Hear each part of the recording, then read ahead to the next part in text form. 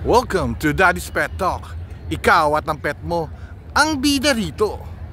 Nandito po tayo ngayon sa Quezon City Circle at tayo mag-i-interview po rito ng mga nagkasama nila, yung mga 4 babies nila na nag-jogging or namamasyal dito sa paligid ng Quezon City Circle.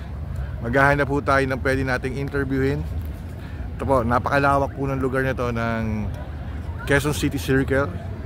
Ngayon po ay afternoon, tuwing umaga marami rin dito nagja-jogging doon banda. Ito po ang Quezon City Circle po. Welcome to Daddy's Pet Talk. Ikaw at ang pet mo ang bida. Sir, magandang hapon po sa'yo. Sir, baka pwede nyo pang ipakilala ang inyong sarili at ang inyong galang, ang pet yung gala. Ako nga pala si Mark, tapos ayan, si Zoe. Sir Mark, ito po sir yung anak nyo nung Zia naman si po. Zian, tapos si Zoe, ayun si Zoe oh. Talagang, sir, mukhang gala si Zoe ah. Opo, oo. Mas okay sa amin yung ganyan, yung kesa nakatali. Opo. Nakatali na siya kahit saan kami pumunta, sunod lang siya ng sunod. Ayun. Ayun po si Zoe po. Mamaya lalapit yan dito, kuha natin na camera. Sir, paano nyo nakuha yung pangalan niyang Zoe? Actually, yung mga anak ko kasi, Zia, Zio, tapos siya Zoe. Puro sila Zay. Kumbaga, si Zoe sir, parang Bunso ko yan. bunso nyo, part of the family na talaga eh, no? Family talaga. Karamihan ho talaga sir, na hindi na tinuturing pet yung mga pet nila eh. Kumbaga, part of the family po talaga eh. Actually, pangalawang dog na namin yan. Meron kaming nauna, si Chloe naman. Si Chloe. Yun din, sinunod din namin yung pangalan ni Zoe sa kanya. Sir, ano yung mga struggles nung nakuha nyo si Zoe sir?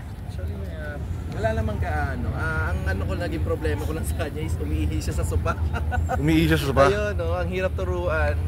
Kaya lang yun nga, bilang parents, tisin mo, turuan mo ng maayos para mag-guide siya. Lumaki siyang hindi pasaway. Yun nga eh. Sir, bali, ilang buwan siya napunta sa inyo? 1 month or 2 months. Oh, gano'n. talagang ikaw na nagpalaki sir? Ang maganda sa kanya, ka-birthday ko siya, December 20. Oh? Nung nakuha ka siya dun sa seller. Kaya nagkaroon din ako ng interest talaga. Talaga? Ka-birthday kami. Kaya pala, ganun talagang kamamaan nyo. Kasi, sir, nakita ko kasi kayo dito, ano bang, namasyal po kayo or magja-jogging po kayo dito sa... Mamamasyal, yan, together with yung family nyo po, sir. mga bata. Opo. Sir, bali po, anong kinakain na special ni Zoe, sir? May kinakain ba siyang special, sir? Chicken. Chicken talaga? Chicken talaga, tapos yun, ang dog food niya is OC puppy. Sir, ito, may tanong ako ha. Siyempre, sir, sa pamilya mo, may tinatawag na alpha. Yung pag tinawag si Zoe, talagang lalapit sa kanya eh. Sir, sinong alpha sa pamilya nyo po? Actually, yung misis ko. Misis niyo po? Yun talaga, kasi siya yung nagpapaligo. Opo. Tapos nagpapaganda sa kanya, pinagtsatsagaan niyang suklayan, pulbuhan, at saka pabanguhan. Sir, kumbaga, nasama nyo na ba si Zoe sa mga lakad na mga kunyari out of town, sa mall? Naipapasyal nyo ba siya sa ganun? Yes. Ito last time na January 15, doon kami sa Tanay sa may bakasyonan. Wow, sarap naman yun. Nag-camping kayo dun, sir? Staycation. Staycation po. Opo. Sir, bali sa mga anak mo, malapitin din ba si Zoe sa mga anak mo, sir? Kapag nasa bahay po kami, pag lumabas yung mga anak ko, susunod na siya.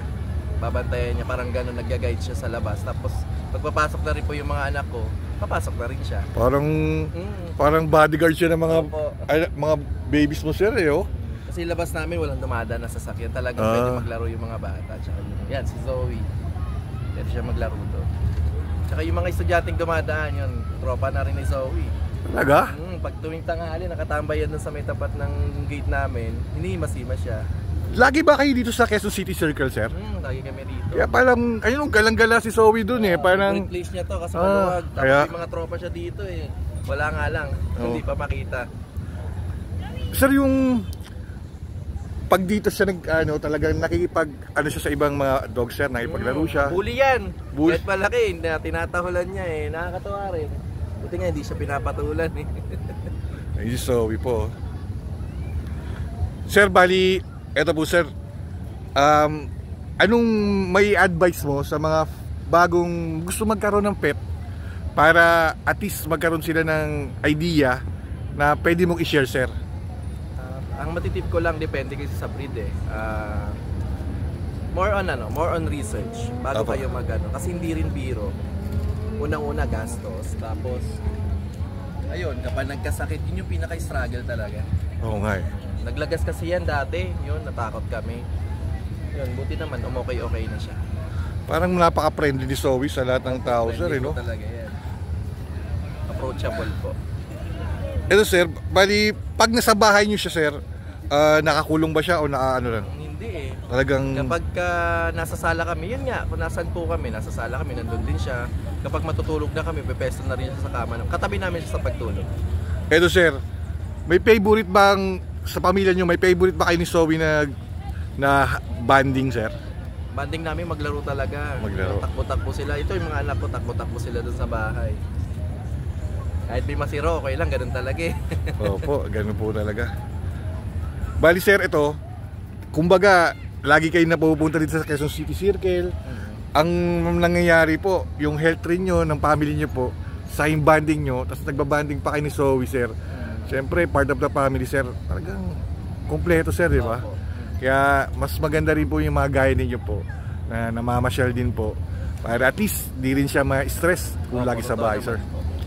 Sir, ito, sir, siyempre, 5 to 10 years from now, di ba? Ito yung sinasabi ko na 4 keeps to, sir. Kaya ako, gusto ko kayong interviewin para ipagmalaki yung mga pets, sir. Anong message mo, sir, kay Zoe, sir? Ayun, para kay Zoe, sobrang love na love ka namin. Thank you sa pagbabantay sa mga anak ko. Lagi kapag lumalabas sila, sumusunod ka rin. At pasensya ka na rin minsan pag napapagalitan ka namin, kapag ka umiihiga sa sopa. Tapos ayun, sana tumagal yung buhay mo.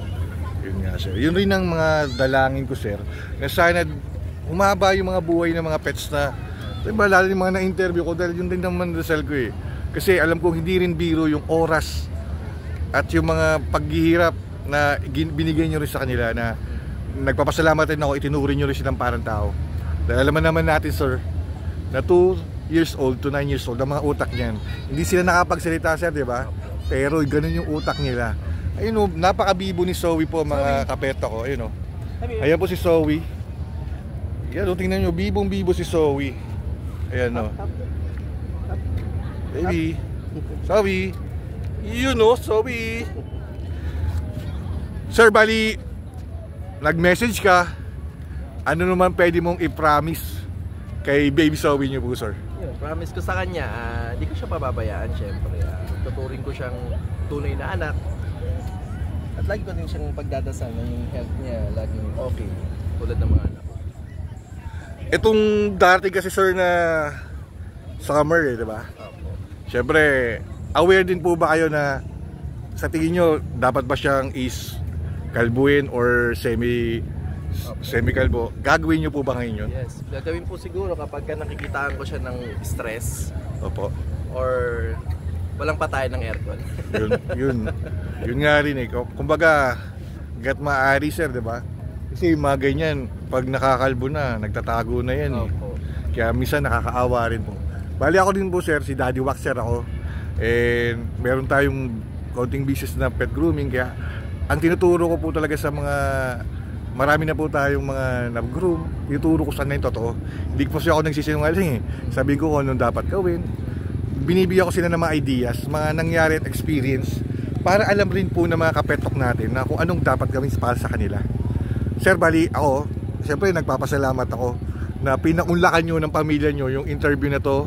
Dahil talagang natutuwa ako dahil alam kong gusto kong ipagmalaki nyo ang inyong pet, sir. Sir, eto, sir, baka meron kang gustong i-shoutout dyan sa mga kapetok natin, or meron pang mensahe sa mga, ano pang gusto nyo sabihin po sa mga kapetok pa natin? Shoutout po sa mga kapetok natin dyan. Ayan, alagaan nyo mabuti yung mga fur baby nyo, huwag nyo pababayaan. Yun, sir. Bali, sir, ako, sir, si Daddy Waxer ng Daddy's Pet Talk sa YouTube po. Talagang ako po yung nagpupursige na mag-interview na gaya ninyo na mapagpahal sa mga pets, sir. Kaya ako, sir, meron akong home service grooming. Talagang dumaan lang ako rito. Meron tayo pupuntang isang artista na i-groom natin yung 3 pets niya. Sukin na natin yung pang-4 na groom ko na sa kanya to. Talagang sabi ko, dadaan ako rin sa circle. Gusto ko makita, alam ko maganda dito. Maglalong gumanda. Na gusto ko ma-interview kayo, sir. Maraming salamat at pinaunlakan yung interview to, sir. Sir, muli, ikaw, sir, at ang iyong mga anak, at si Baby Zoe at ang inyong anak pang nandun po, sir. Dito sa Daddy's Pet Talk, kayo ang bida. Sir, maraming salamat, sir. Thank you po so much, sir. Maraming salamat. Thank you din po. Thank you po. Dito lang po yan sa Quezon City Circle po. Ayun po si Baby Zoe. Zoe! Come here. Nagbibigay rin po ako, sir, ng mga na may tinulungan din ako na may interview rin ako, sir, na isang yung ng